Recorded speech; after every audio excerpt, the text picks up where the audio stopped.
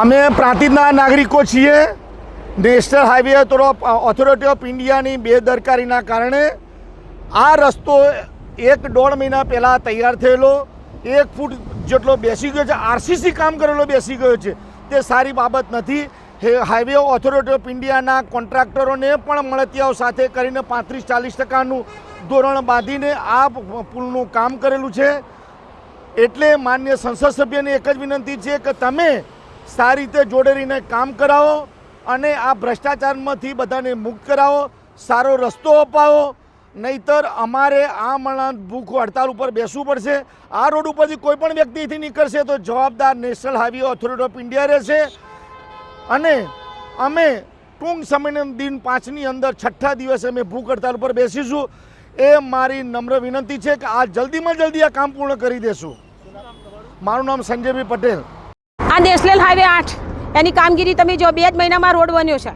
2 મહિનાની અંદર અહીંયાના પૂર્વ સાંસદ હતા, એ નહીં પણ ચાલુ સાંસદ અત્યારે નવા મળ્યા, એ બી અહીં જોવા નહીં આવતા। રોજ અહીંથી જઈને રીલો બનાવે છે પાકવી જેમની, પણ એક આ રીલ શોભનાબેન આજે મારી તમને વિનંતી છે કે આ રીલ બનાવી અને જો તમે ખરેખર સાચા હોય, દેશ પ્રેમી તો આ રીલ બનાવીને તમે મૂકો કે ભાજપનો ભ્રષ્ટાચાર છે, આ તમારા ભ્રષ્ટાચારીઓ હોય કે આ શું કર્યું છે। અને તમે લોકો આ કામગીરી જોતા નથી। કામગીરીની અંદર તમે લોકો કંઈ સર્ટિફિકેટ નથી લાવ્યા, કયો એન્જિનિયર હતો કંઈ જોયું જ નહીં, બસ તમે એકદમ માન્યતા આપી દીધી કે રોડ કમ્પ્લીટ છે 2 જ મહિનામાં। ડાંબરનો રોડ હોય તો સમજ્યા બેસી જઈએ, આરસીસીનું કામ એટલે પાક્કું કામ, પણ આરસીસીમાં ભ્રષ્ટાચાર છે, બસ એકલો ખદવતનો ભ્ષ્ટાચાર। અને અહીંયાના સાંસદ બી ચૂપ છે, અહીંયાના એમએલએ ગજેન્દ્રસિંહ એમના બી મારે કહેવું છે કે રીલ આની બનાવો, આજે આવી જાઓ મેદાનમાં અને રીલ બનાવી મૂકો તમારામાં તાકાત હોય તો, કે જો અમારું ભાજપનો આ વિકાસ નથી, ભ્રષ્ટાચાર જેટલો ભ્રષ્ટાચાર। કારણ કે રીલ બનાવીને એ બહુ આસાન, પણ આજે આની રીલ બનાવ। શોભનાબેન મારી દિલથી તમને વિનંતી છે કે તમે સાંસદ તરીકેના ગામના રહેવાસી તરીકે પ્લીઝ એકવાર આવીને તમે આ રીલ બનાવો અને અહીં ઊભા રહીને તમે બોલો કે આ ભ્રષ્ટાચાર છે। એકલું રાજકારણ ના થાય, અમારી જનતાની હાય લાગશે। ક્યાં સુધી અમારું લોહી પીશો, ક્યાં સુધી અમારી મહેનતની કમાણી આ રીતે વેડફાશે અને તમારા મરતિયાઓના ઘર ભરશે। આજે જે પ્રાંતિજથી હિંમતનગર જ્યાં સુધી રોડ બની રહ્યા છે, બ્રિજ બની રહ્યા છે, આપણા સાંસદશ્રી અને એમએલએ શ્રી ખાલી તમે નજર કરવા તો જતા નહીં, ખાલી વોટિંગ હોય તારા ગોમડે ફરો છો, પણ આજે વરસાદના કારણે તમે જઈ તો જુઓ આપણા પ્રાંતિજની ગુણવત્તા, રોડ, બ્રિજ કઈ પરિસ્થિતિમાં બને છે એ તો કોઈ જોવા આવતું નથી।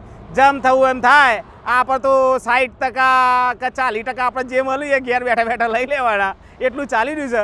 અને પબ્લિકની પરિસ્થિતિ એકદમ ભૂંડી છે, એમાં સિમેન્ટ વાપરું કે રેતી વાપરું, પણ તમે ખાલી હિંમતનગરથી પ્રાંતિજ સુધી જો એક બ્રિજ સારો નહીં। એ જેસંગપુરાવાળો બ્રિજ તો હું તો અત્યારથી ભવિષ્યવાણી કરું છું કે ગાડી જતા બ્રિજ ભૂઈ પડવાનું છે, એવું મને દેખાઈ રહ્યું છે।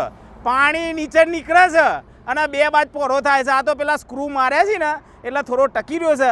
જો 10 ઇંચ તો પ્રાંતિજમાં વરસાદ આવે તો 150% બ્રિજ ભૂઈ પડવાનો છે।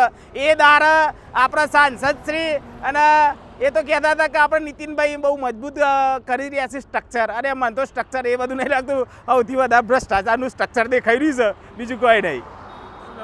મારું નામ છે નિખિલ પટેલ।